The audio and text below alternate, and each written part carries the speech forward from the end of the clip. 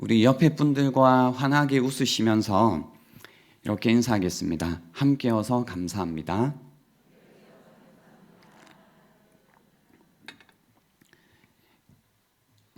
여러분 저녁 식사하셨습니까? 근데 혹시 지금 살짝 배가 고픈데 하신 분 계신가요? 네. 먹어도 속이 헛헛하다. 자꾸 뭔가 먹고 싶은 느낌이 든다. 밥을 먹고 돌아서면 또 배가 고프다. 먹고 나서 내가 왜 그랬지? 하는 자책감이 밀려온다. 이런 기분을 느껴봤거나 지금 경험하고 계시다면 가짜 배고픔을 겪고 있을 가능성이 큽니다. 아무리 먹어도 채워지지 않는 포만감, 식사 후 찾아오는 공허함과 자책감은 가짜 배고픔입니다.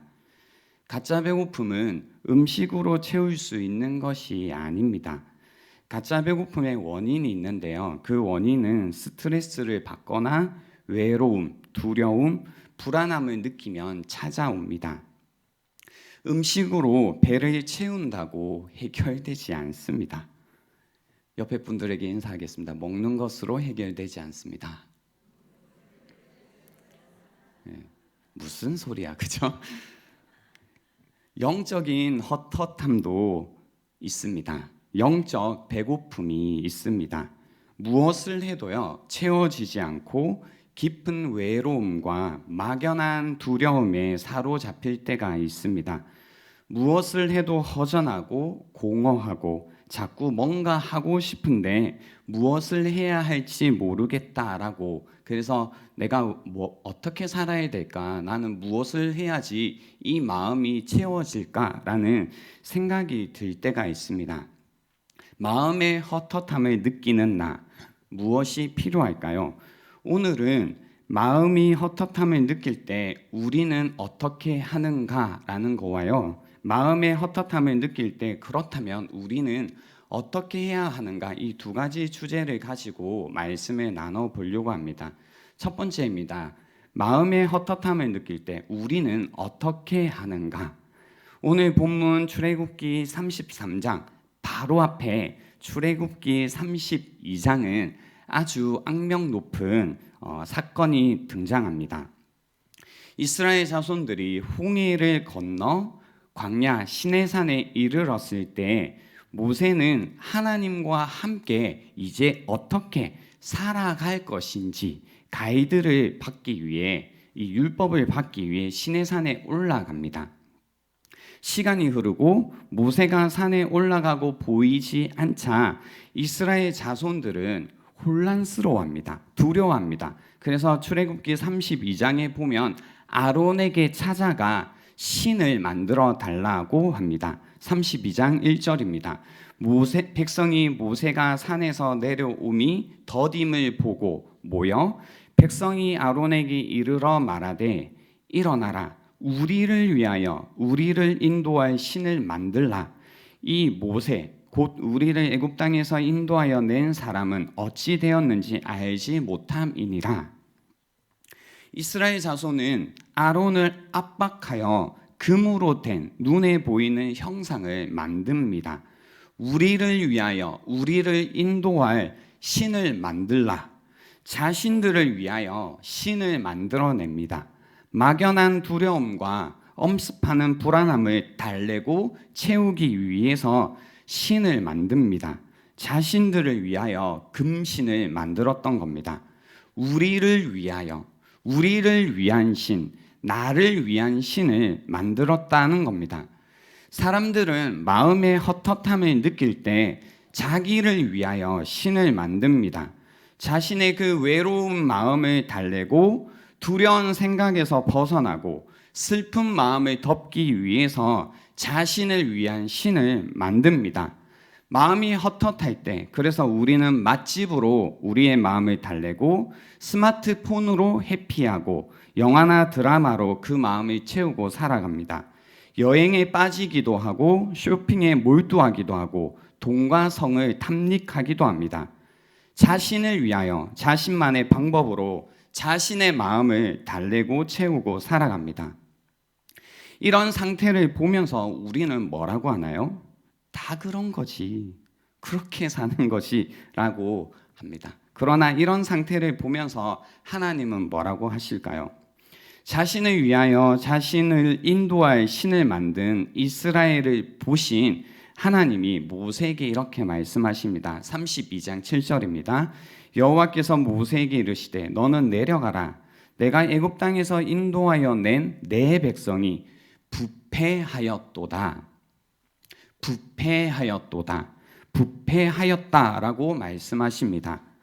정말 놀라운 기적을 경험했던 이스라엘입니다. 10가지 재앙으로 하나님의 능력을 경험했습니다. 홍해를 건너는 놀라운 구원을 경험했습니다. 그러나 얼마나 하나님에 대한 이 능력에 대한 경험이 강렬했는지 아니면 뜨거웠는지 상관이 없습니다. 자기를 위하여 자신의 방법으로 자신을 채우는 삶을 살아가는 순간 부패했다라는 겁니다. 우리도 마찬가지입니다. 때론 주님이 너무나 실제적이고요. 너무나 가깝게 느껴질 때가 있습니다. 그 가운데 우리의 마음이 은혜로 충만해서 다시는 하나님을 의심하지 않겠다고, 다시는 세상에 흔들리지 않겠다고, 다시는 내 마음이 차가워지지 않겠다고, 다시는 불순종하며 살아가지 않겠다고 말했지만 어느샌가 그 불순종의 자리에, 그 차가운 자리에 서 있는 나를 보게 됩니다.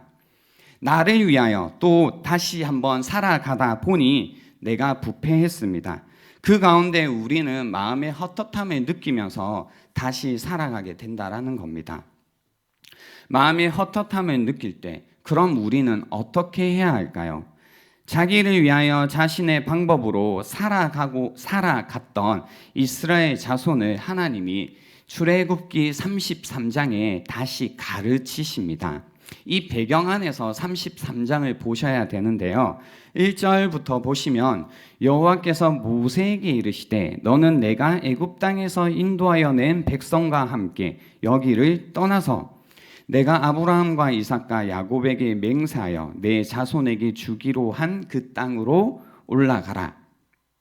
내가 사자를 너보다 앞서 보내어 가나안 사람과 아모리 사람과 헷 사람과 브리스 사람과 히위 사람과 여부수 사람을 쫓아내고 너희를 적과 꿀이 흐르는 땅에 이르게 하려니와라고 하십니다. 그래서 하나님께서 지금 모세에게 명령하시는데요. 떠나가라, 올라가라 라고 하십니다. 그리고 1절에서부터 3절까지 사용된 동사를 보시면 주신다, 보내신다, 내쫓으신다, 흘러넘치게 하신다 라고 나와 있습니다. 그래서 하나님이 약속하신 대로 주시겠다, 사자를 보내주시겠다, 그래서 너를 돕겠다, 그리고 적군들을 다 내쫓겠다, 그리고 적과 꿀이 흐르게 하겠다라고 하시는 겁니다. 간단하게 말하면 너에게 성공을 주겠다고 하시는 겁니다. 약속대로 나라를 주겠다고 하시는 겁니다. 약속대로 군사적인 승리를 얻게 하겠다라는 겁니다. 적과 꿀이 흐르는 걸 경험하게 하겠다라는 겁니다. 이거 너희에게 꿀이다라고 하시는 겁니다. 힘을 주겠다, 번영을 주겠다, 성공을 주겠다, 너의 삶이 위대해지겠다라고 이야기하시는 겁니다. 그런데요, 이 말씀에 이어서 3절에 뭐라고 하시냐면 나는 너희와 함께 올라가지 아니하리니 너희는 목이 곧은 백성인즉 내가 길에서 너희를 진멸할까 염려함이니라 라고 말씀이 이어집니다. 그래서요, 이 성공도 약속대로 모든 걸 다 주겠는데 나는 너희와 함께 올라가지 않겠다고 하시는 겁니다. 여기에서 함께라는 전치사는 속, 가운데, 중심이라는 뜻이 있습니다. 그래서 너희와라는 거와 함께 합쳐지면 너희 속에, 너희 가운데, 너희 중심에 있지 않겠다라고 하나님이 말씀하시는 겁니다. 내가 너희에게 모든 걸 주겠다. 너희가 바라는 모든 것을 해주겠다. 성공도 주겠고 너희가 원하는 번영도 주겠다. 그러나 내가 한 가지를 주지 않겠다. 그것이 뭐냐면 내가 너희 속에, 너희 가운데, 너희 중심에, 즉 너희 가운데 임재하지 않겠다고 하시는 겁니다. 너희는 모든 것을 갖겠지만 나를, 하나님을 갖지 못한다라고 이야기하시는 겁니다. 왜냐하면 목이 곧은 백성이기 때문이다라는 겁니다. 목이 곧은 백성, 무슨 의미냐면요, 목이 곧았다라는 건 한마디로 얘기하면 고집이 세다라는 겁니다. 변화를 거절하는 마음, 눈먼 마음, 항상 하나님이 말씀하실 때 노라고 말하는 마음을 일컫는 겁니다. 이 마음은 성경 전반에 계속 등장하는데요. 로마서에도 이렇게 나옵니다. 로마서 2장 4절 5절에 혹 내가 하나님의 인자하심이 너를 인도하여 회개하게 하심을 알지 못하여 그의 인자하심과 용납하심과 길이 참으심이 풍성함을 멸시하느냐. 5절 다만 내 고집과 회개하지 아니한 마음을 따라 진노의 날 곧 하나님의 의로우신 심판이 나타나는 그날에 임할 진노를 내게 쌓는도다 라는 말씀도 있고요. 사도행전 7장 51절에도 목이 곧고 마음과 귀에 할례를 받지 못한 사람들아 너희도 너희 조상과 같이 항상 성령을 거스르는도다라고 나옵니다. 그래서 하나님께서 목이 곧은 이 이스라엘 자손들에게 지금 너희가 목이 곧았기 때문에 그래서 내가 길에서 너희를 진멸할까 염려가 돼서 함께하지 못하겠다고, 임재하지 못하겠다라고 이야기하시는 겁니다. 진멸하다란 건 destroy, 파괴시키다라는 뜻인데요. 죄인에게 있어서는요, 하나님의 임재라는 건 사실 굉장히 치명적인 겁니다. 하나님께서는 자신의 이 치명적인 임재를 도저히 감당할 수 없는 상태에 있는 이스라엘을 위해서 자신의 임재를 거두시겠다고 하시는 겁니다. 그러나 문제는 하나님의 임재가 없는 이스라엘은 살아남아도 의미가 없다라는 겁니다. 이게 이제 우리가 가지고 있는 딜레마입니다. 우리는 하나님이 함께 해야만 살 수 있는 존재지만 함께 할 수 없는 상태에 있다라는 겁니다. 이렇게 하나님께서 이스라엘 자손에게 말씀하실 때요, 이스라엘 자손이 어떻게 반응했느냐면요, 4절에 보시면 백성이 이 준엄한 말씀을 듣고 슬퍼하여 한 사람도 자기의 몸을 단장하지 아니하니라고 하는 겁니다. 하나님의 이 말씀을 듣고요, 준엄한 말씀으로 들었다라고 합니다. 준엄한 말씀. 여기서 준엄하다라는 건 문자 그대로 표현하자면요, 나쁜 말씀입니다. 나쁜 말씀. 그래서 이 말씀을 듣고 이거 나쁜 소식이구나라고 들은 겁니다. 그래서 슬퍼했다라고 이야기하는 거죠. 여기에서 이제 제가 사실 궁금했던 게요, 이거 우리도 나쁜 소식일까라는 거였습니다.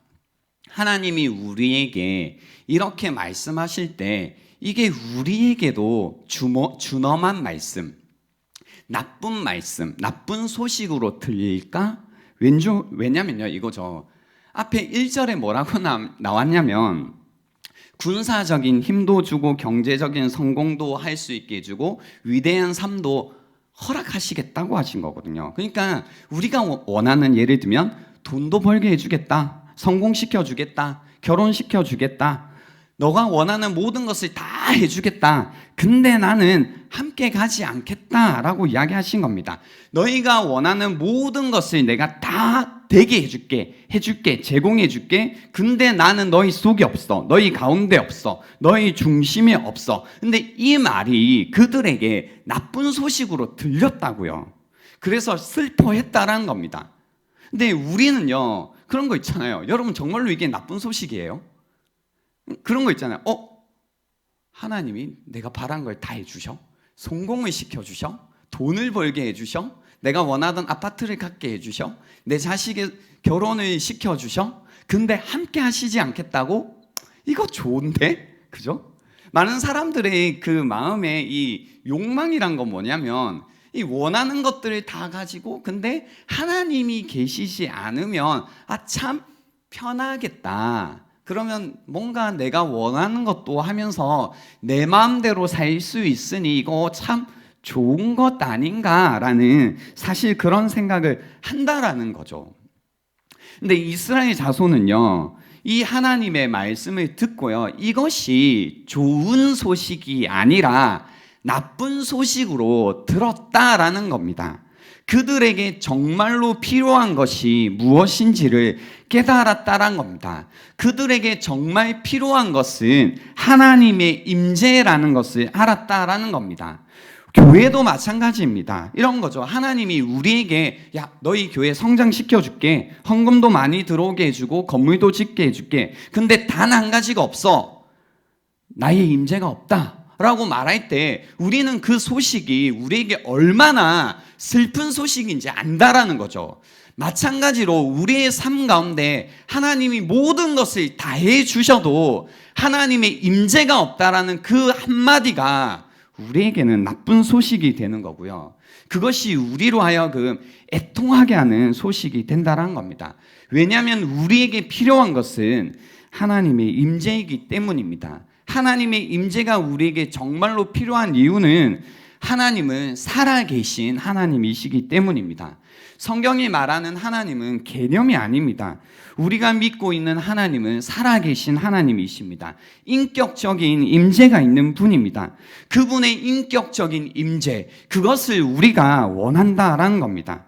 그래서 그들은 슬퍼했습니다. 정말로 부족한 것이 무엇인지, 그들에게 필요한 것이 무엇인지 알았다라는 겁니다.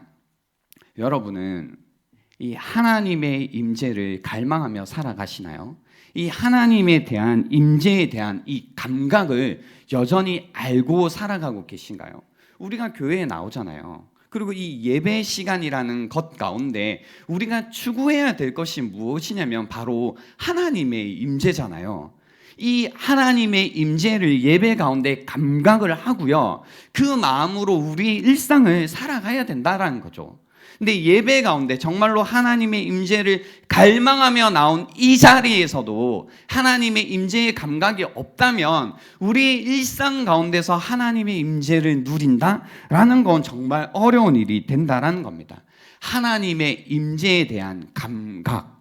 여러분, 이 감각으로 살아가고 계십니까? 하나님의 임재는 그럼 무엇일까요? 하나님의 임재를 구하고 우리가 우리의 삶 가운데서 하나님의 임재를 감각하고 있다는 건 무슨 말일까요? 하나님께서 하나님의 임재를 우리가 감각하고 있다는 것은, 하나님을 경험하고 있다는 것은 하나님의 성품을 경험하고 있다는 겁니다.